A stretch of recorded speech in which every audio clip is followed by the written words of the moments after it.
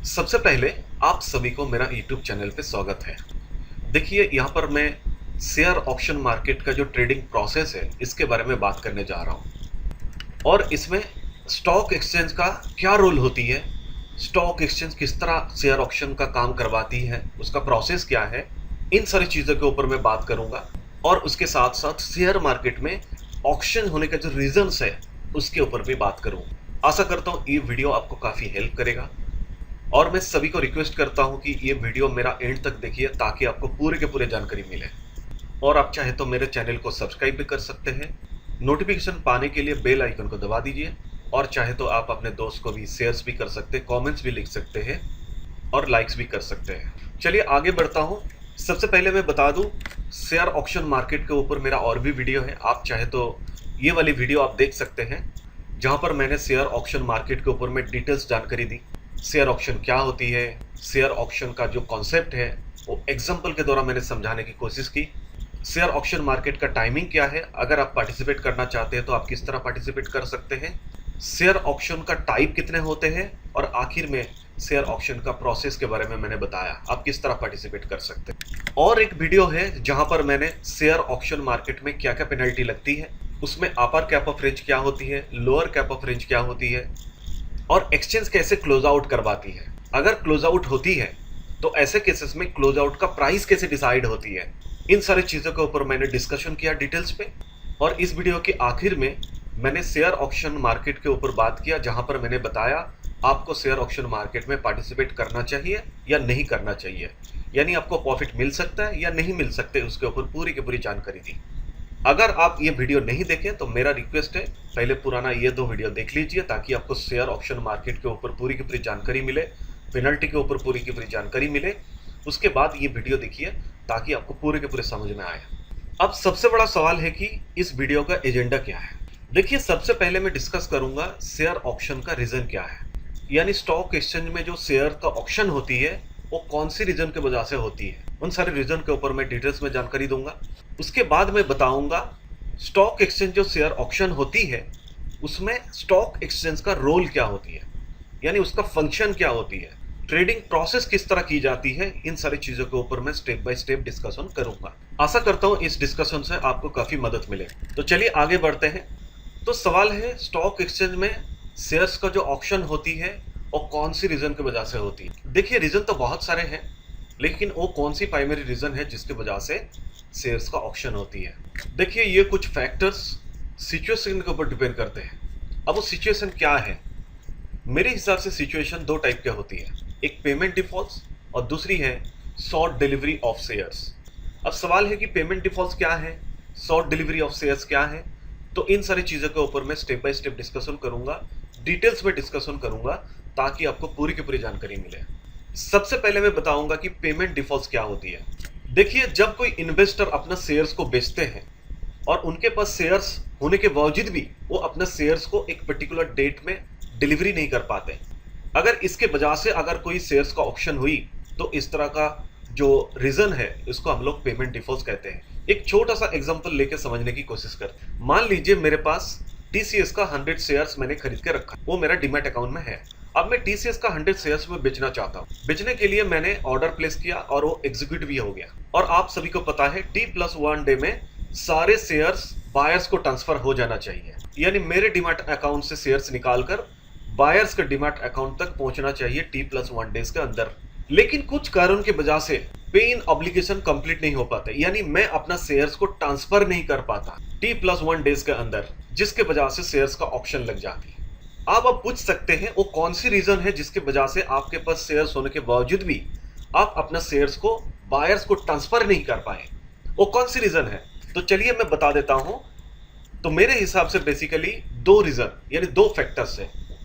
सबसे पहला रीजन है डिस्क्रिपेंसी इन डिलीवरी प्रोसेस। इसका मतलब वही होता है जब हम डिलीवरी प्रोसेस करते हैं, डिलीवरी प्रोसेस में कुछ ना कुछ डिस्क्रिपेंसी हो जाता है, यानी कुछ ना कुछ एरर हो जाता है।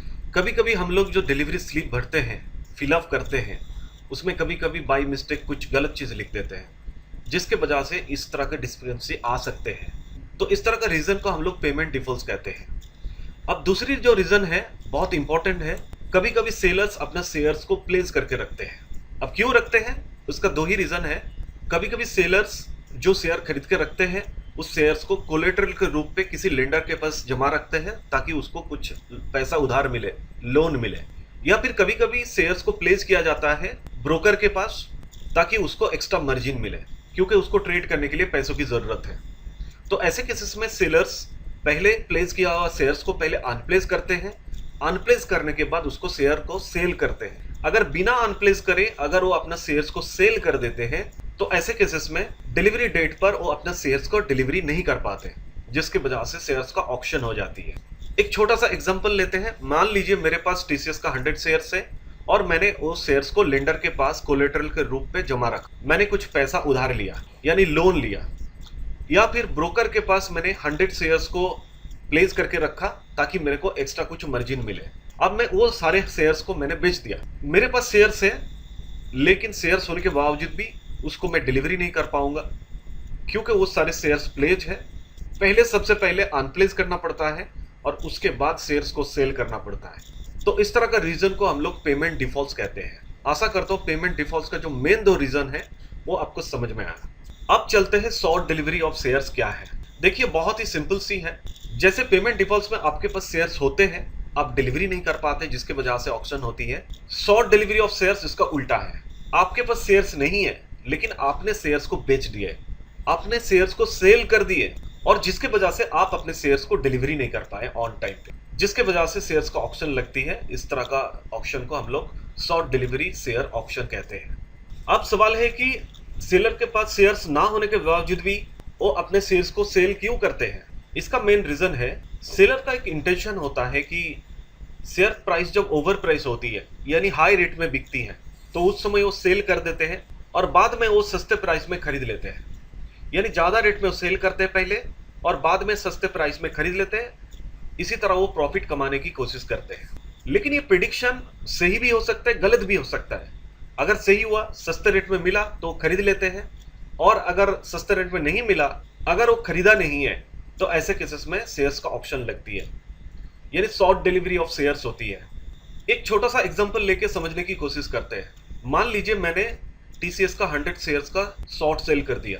इसका मतलब मेरे पास शेयर्स है नहीं, मैंने सेल कर दिया। मेरा प्रेडिक्शन ये था कि अभी शेयर्स प्राइस बहुत ऊपर है, इसीलिए मैंने सेल कर दिया और थोड़ी देर में जैसे मार्केट नीचे गिरेगी मैं सस्ते में खरीद लूंगा। ये मेरा इंटेंशन है। ज्यादा रेट में मैंने सेल कर दिया और कम प्राइस में मैं खरीदूंगा। अब सेल तो कर दिया, मेरे पास शेयर्स है भी नहीं। अगर कोई रीजन के वजह से अगर मैं शेयर्स को सस्ते प्राइस में खरीद नहीं पाया तो ऐसे केसेस में मैं अपना शेयर्स को डिलीवरी नहीं कर पाऊंगा, यानी शॉर्ट डिलीवरी हो जाएगा। अगर शेयर्स का डिलीवरी नहीं हो पाता है तो इस केसेस में ऑक्शन लग जाती है।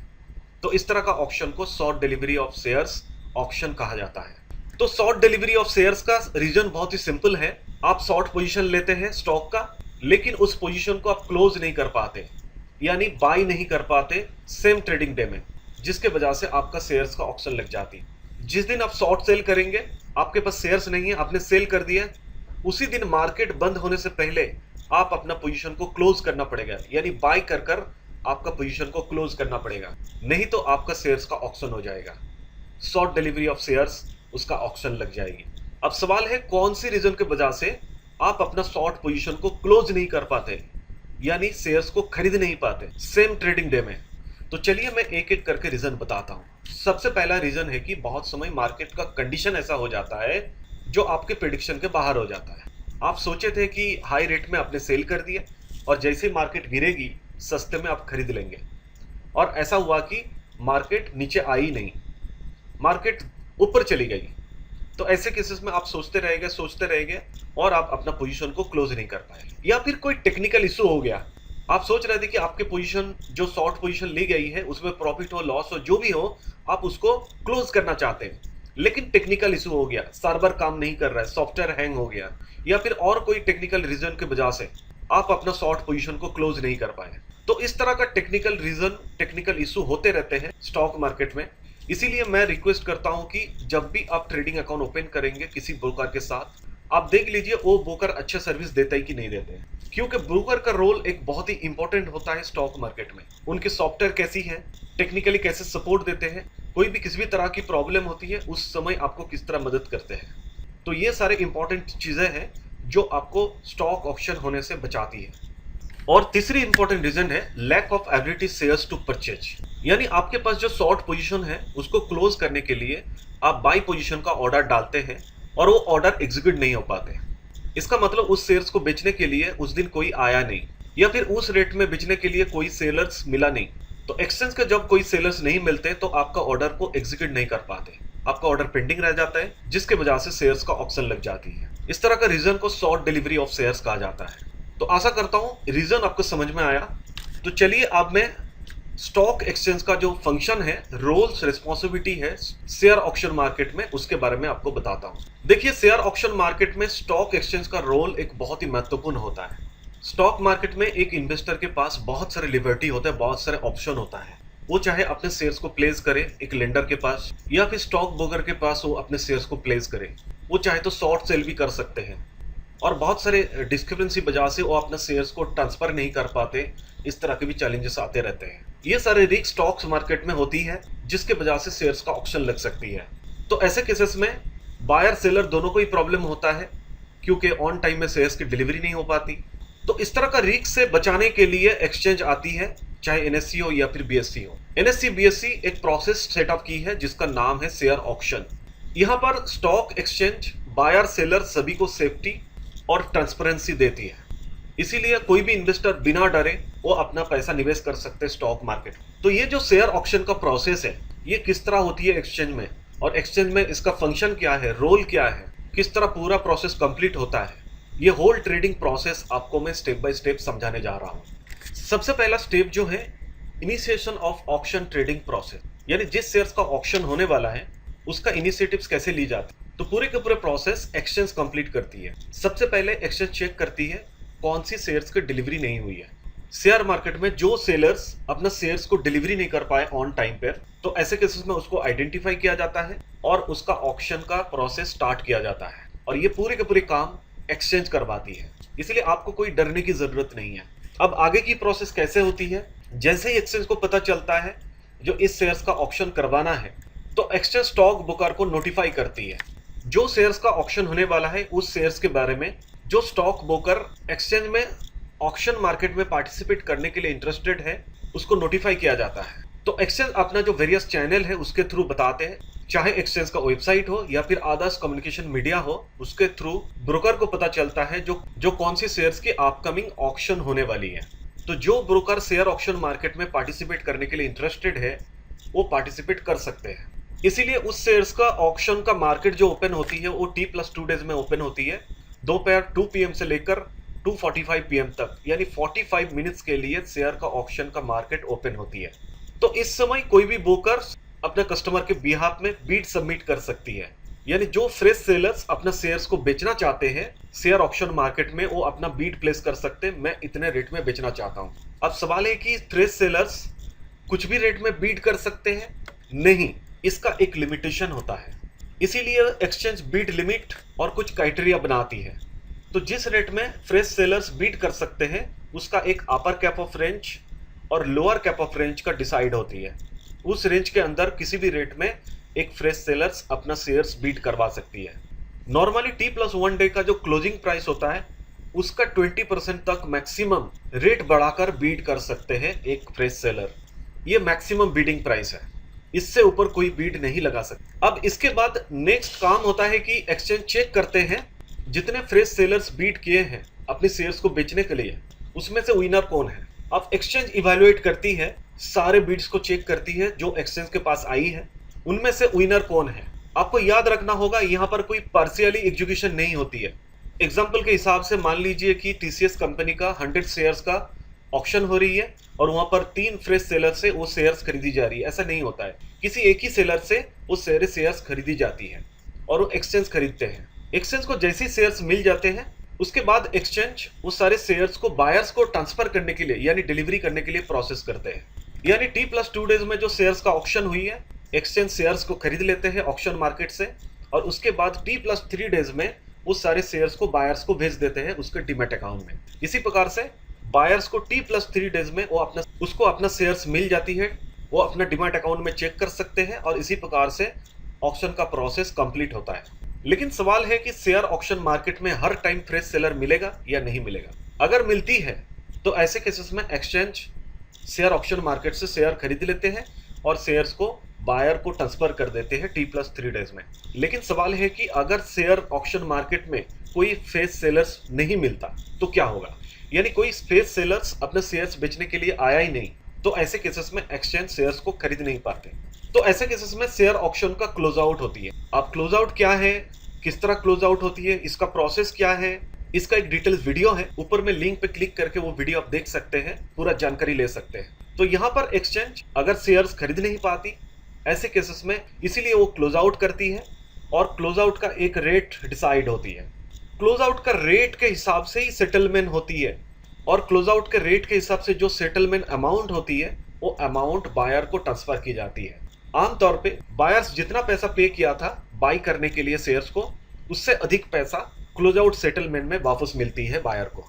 तो इसी तरह बायर्स को थोड़े बहुत पैसा एक्स्ट्रा मिल जाती है, उसको प्रॉफिट भी मिल जाती है। इसी तरह शेयर ऑक्शन मार्केट में एक ट्रांजैक्शन क्लोज हो जाता है। तो आशा करता हूँ इस वीडियो से आपको काफी जानकारी मिली।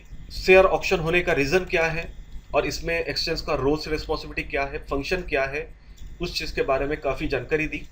इन फ्यूचर जब भी आप ट्रेड करेंगे इसको दिमाग में रखते हुए आप ट्रेड कीजिए। अगर आपको ये वीडियो अच्छा लगा तो प्लीज मेरे चैनल को सब्सक्राइब कर दीजिए और बेल आइकन को दबा दीजिए ताकि आपको मेरा अपकमिंग वीडियोस का नोटिफिकेशन मिले। और आप चाहे तो कमेंट भी लिख सकते हैं, लाइक्स कर सकते हैं और अपने दोस्त को शेयर भी कर सकते हैं। तो ध्यान रखिए, जब भी आप निवेश करेंगे सोच कर समझ कर निवेश कीजिए।